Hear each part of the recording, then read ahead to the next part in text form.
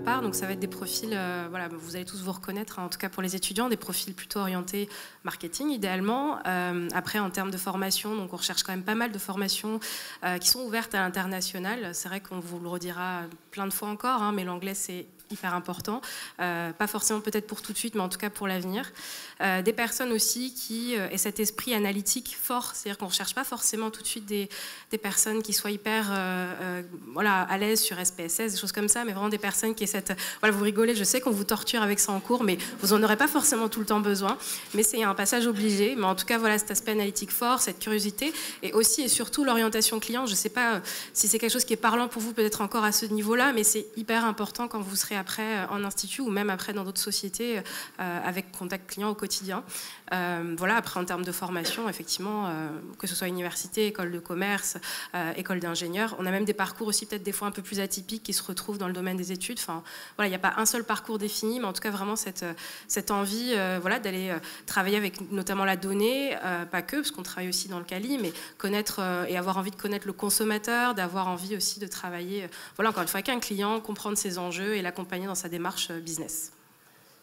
C'est vrai qu'il y a un socle commun, je pense, dans les métiers des études, parce qu'il n'y a pas un seul métier. C'est vrai qu'il y a plusieurs postes assez différenciés hein, dans un institut. Il peut y avoir des gens qui vont être plus sur le business assez vite, d'autres qui vont être liés plus à la production, au terrain, aux statistiques. On va même aller au-delà de la statistique, puisque là, on touche maintenant à tout ce qui est data et big data. On peut faire du commercial, si on aime le commercial. Alors, peut-être pas les 12 premiers mois, mais c'est vrai qu'on peut avoir accès à des postes qui sont très commerciaux. On peut avoir accès à des postes plus transverses, avec des expertises assez pointues, que ce soit sur une méthodologie, sur un secteur. Ça peut être des innovations méthodologiques également, c'est-à-dire on réfléchit en amont à ce qu'on peut proposer comme solution à des annonceurs pour les aider à prendre les meilleures décisions. Donc en fait c'est un métier que moi je trouve assez cérébral finalement, où on aime bien réfléchir. Donc c'est vrai que les points communs c'est effectivement aimer la réflexion, donc l'analyse, hein, ça va un peu ensemble, et surtout avoir une certaine ouverture intellectuelle. C'est-à-dire que quand on démarre... Alors, c'est vrai que l'intérêt aussi des études, c'est qu'on est sur des sujets qui sont toujours renouvelés. Ça change, on passe de... bon, par exemple, moi j'ai beaucoup bossé sur la grande conso, je pouvais travailler en même temps sur je sais pas, des semelles orthopédiques comme des produits pour les cheveux gras ou des couettes pour les enfants, enfin peu importe en fait. Le sujet n'est pas si important que ça, ce qui compte c'est qu'on cherche à comprendre, à analyser, éventuellement à prédire. Et c'est vrai que le point commun, je pense que c'est quand même la grande curiosité de chacun.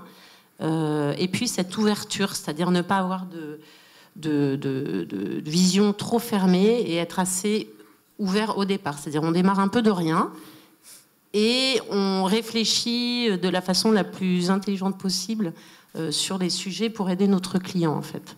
Chez Stratégie, on a 3 types, donc ça veut dire en fait c'est très global, on a plusieurs types en tout cas 3 types de parcours universitaires. On a autant des universités que des écoles de commerce, que des ingénieurs. Et je pense que c'est la même chose chez nous, chez toi, ou voilà. Y a quelque chose pour simplement compléter ce qui a été dit et ne pas être dans la redondance. Si on est un tout petit peu vulgaire, on dirait que dans un institut, on vend du temps. D'accord ? On vend du temps, ça veut dire que toute la matière intellectuelle que vous avez en vous, que vous allez développer, en fait, le modèle économique d'un institut, je parle d'un institut là en l'occurrence, mais c'est de vendre du temps de telle sorte que le client, puisque c'est une clé, c'est un pilier central, le client s'y retrouve. Le client est compris que la personne qu'il est en face de lui a compris sa problématique, son enjeu, l'a même un petit peu provoqué pour aller un peu plus loin dans l'enjeu. Cette relation au client, elle est extrêmement forte.